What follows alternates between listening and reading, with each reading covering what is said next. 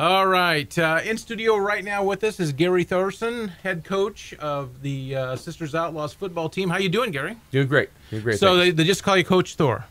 I get a little bit of variations of that, but right.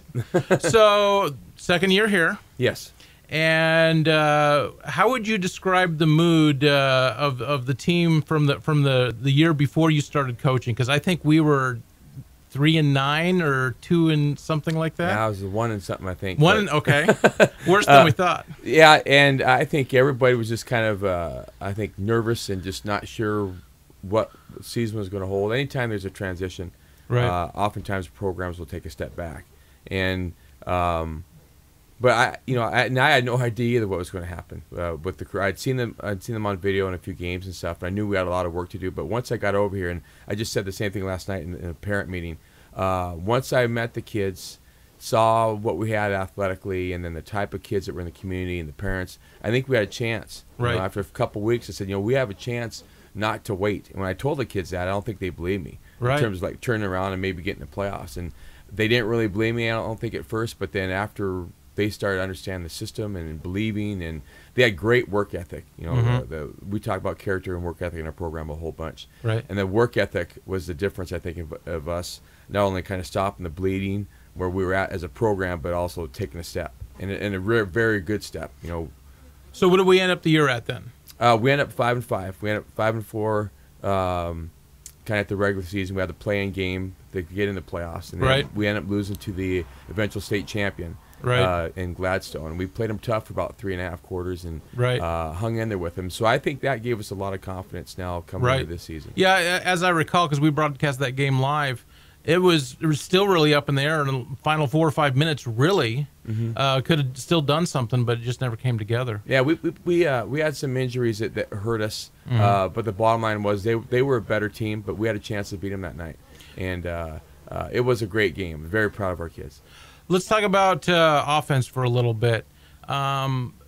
You use a very similar look. I don't see a lot of diversity as far as too many different looks on offense. It seems like you draw a bunch of different plays from kind of the same structure. Yes. We're a wing T based team, and but we've tried to develop a little bit of the passing game that we had there at when I was assistant at Linfield. Try to bring elements of that to it. And so we want to be a little more diversified in terms of being able to throw than a lot of other wing T teams. Last year we did not throw the ball well, and so that's been a big emphasis right. for us since last spring all the way up until now. I think we're going to have a good running game, and that's for sure. But we got to take that next step, I think, as an offense to be able to spread the field and cause some teams some more havoc. What key players do you anticipate coming back again? We returned a big number of starters. I think we returned 18 of the 22 starters on offense and defense. Wow, that's huge. A tremendous amount of experience coming back. We got multiple all-league kids coming back. In terms of offense, Logan Schutte is a all-league running back, and he's made tremendous gains in the weight room in the offseason, as a lot of players have. Other running backs, Mitch Gibney, Chance Halley, we've moved out and played around with him out at our ex-receiver a little bit, but he's a legit threat. We have several, I believe, all-league type offensive linemen coming back. Devin Slaughter, Jacob Gurney, and Rory Peterson, all great football players. And Brady Wessel is a freshman, was close to being all-league. And so that's a good core group of kids returning on offense. Now, you mentioned a little bit ago weight room and stuff like that. What have the players been? I mean, do they go out ahead of time and say, Coach, I'm going to start working out again and advancing my skill set as much as I can in the off season? Is that something that goes on as well? Yes. Last summer, and I was pretty blunt, honest with them, but we were pretty poor in the weight room. Okay. In terms of as a team, as a program, our strength was poor, and we had a kind of poor turnout that first summer. Of course, I got over here kind of late, but it was not a good turnout, and I made an emphasis of that throughout the season, pointing out, hey, we've got to get better in this area. In the off season, we did. Our kids dedicated themselves; they jumped right into that part, and we were also able to bring in Ryan Hudson and as our strength and conditioning coach, and he's done some phenomenal things with our kids. And so we can physically see a difference, but I think is more important than that part is the safety part that's going to help our kids from it, as well as the confidence from just being in there. Sure. So speak to that a little bit about the overall mood and morale of the team right now. I mean, they've got a great season that they can look on last time and just see huge advances that they made, and they're wanting to carry that through? Yeah, very much so. And it started, when as soon as that game ended last fall, people were anxious to get going again. And right. That following week, we had guys diving in the weight room, going. Right. And they were involved with other sports and other activities throughout the year, but I think in the back of the mind, they kept football as a priority for them. And it's showing up. We had a great camp at Linfield. We went there this summer, and the turnouts have been solid throughout the year, throughout the summer with the lifting program. So I think our guys know I told them we got several things, but two of the big keys are going to be, are we going to stay healthy? And we can only control that so much. But if we stay healthy, and I think our leadership is great, we can do some really great things this year with this group. Awesome. So let's talk about the schedule a little bit. Got it here. You've only got, was it 3 home games? I think 4. Is it 4? Yeah. And so we're I think we had 5 last year. Who do you see as the big challengers here?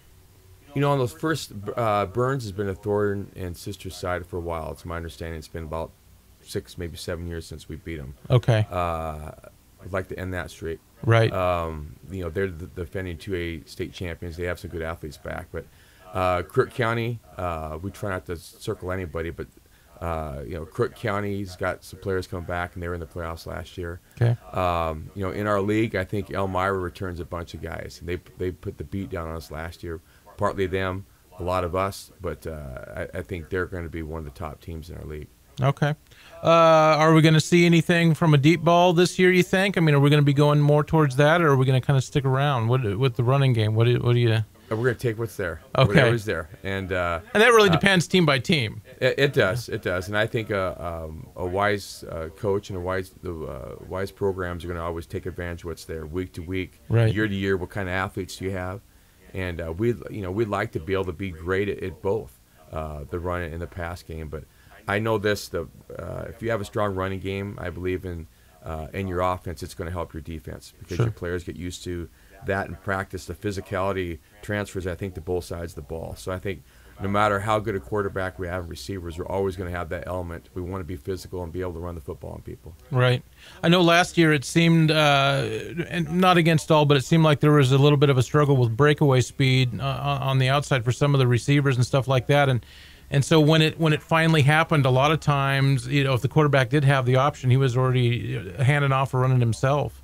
Yeah, and that's something, high school ball as opposed to like college ball where you can't really recruit. You're dealt with the hand you get. Right. There's years where you have those fast kids that when they break that one, they're gone. But I think as a team, you're going to see more speed out of us. I think some of that will transfer from that work they've done in the weight room, but just the group of athletes that we got coming through. So do you ever go raid, sit in on the track coaches meetings and figure out who's really fast? Oh, and see yeah, if my eyes are something you can convert there? My eyes are always open. Right. Well, what else do we need to know? So we've got, are we participating in this, it's on the schedule, this jamboree? Yes. Okay. We'll start the season off there. And is that August 28th? Is that correct? Yes, I believe so. That'll be the second Friday. 2 Fridays from now, we'll get rolling, and that's what will happen there at the Jamboree. About 5 to 6 teams will show up, and each team will scrimmage 2 other teams. Okay. And for a set number of plays, and we have Lapine and the Dells on our schedule. So the Jamboree is just kind of like a mini preseason thing, just to kind of... Yes, no special teams, no kickoffs, no kickoff returns, punts, that type of thing. But like I said, it's a set number of plays, and just to kind of see where you're at. The referees are out reffing it, and it's a good gauge where we can test, I think, some younger kids at that varsity level. Great. So then the first game officially then is against Burns September 4th at 7.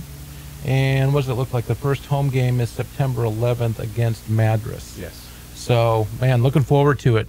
Appreciate the time coming in. Thank you for having me. All right. If you want to see a little bit more in the extended version of this interview, you can click on the link right up over here and see the extended interview with Coach Thor. And all the success. Go Outlaws.